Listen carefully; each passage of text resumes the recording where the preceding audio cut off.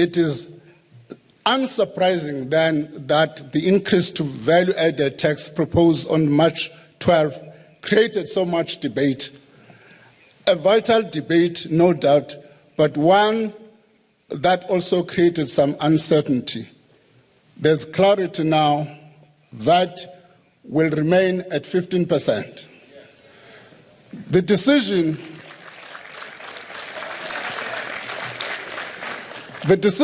reflects our commitment to listen to South Africans and to all the political parties represented in this House. Today's budget has taken these views into account. This is what the past 2 months have provided, valuable lessons that will inform how we manage the budget process moving forward.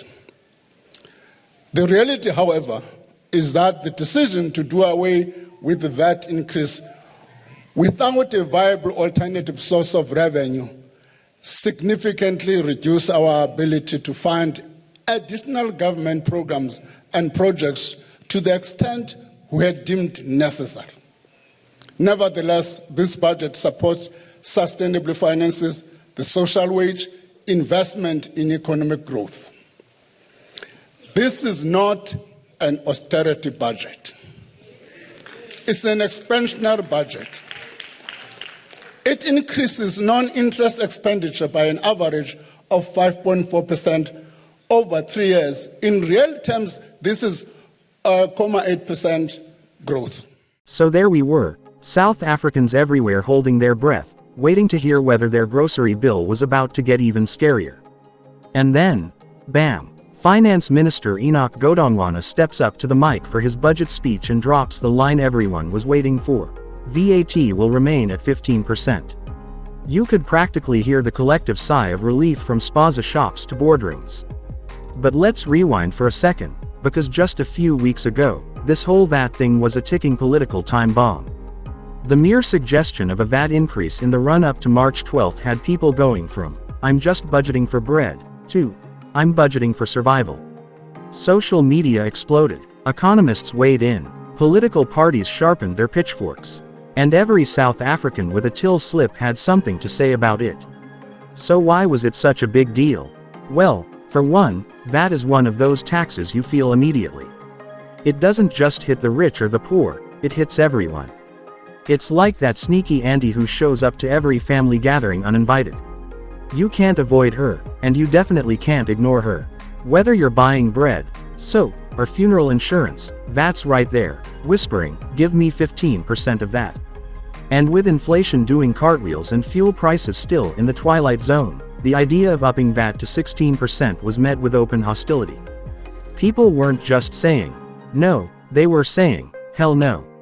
Especially because, let's be honest, when VAT goes up, it's the poorest who feel it the most. Basic goods might be zero rated, but the ripple effect hits hard. Transport, electricity, school supplies, you name it. So Godongwana's decision to keep it at 15% wasn't just a numbers thing. It was a political move, a signal that the government's actually listening, or at least pretending to. In his speech, he framed it as a responsible balance. He acknowledged the need for revenue, but also the harsh realities facing ordinary citizens. Translation: we need money, but we don't want riots. Now, just because VAT is staying put doesn't mean it's all sunshine and samosas. The budget still has to plug a gaping deficit. Debt's rising. State-owned enterprises are still holding out their hands like kids in a tuck shop line. And Eskom, don't even get started. That bottomless pit of load shedding and bailouts is still a major drain.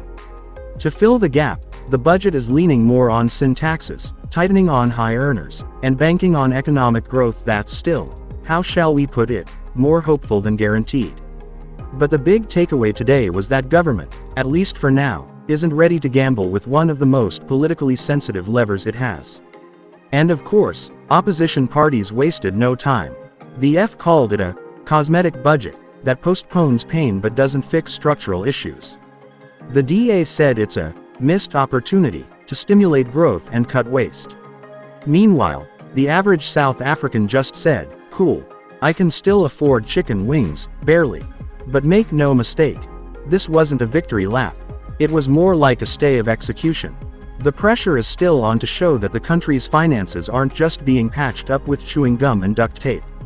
Keeping VAT at 15% buys the government time, but it doesn't solve the bigger puzzle. So what happens next? Well, the heat's still on. Economists will keep crunching the numbers. Treasury will keep praying for tax compliance. And citizens, they'll keep watching prices like hawks. Because in this economy, every percent counts. And today, at least, South Africans get to breathe just a little easier.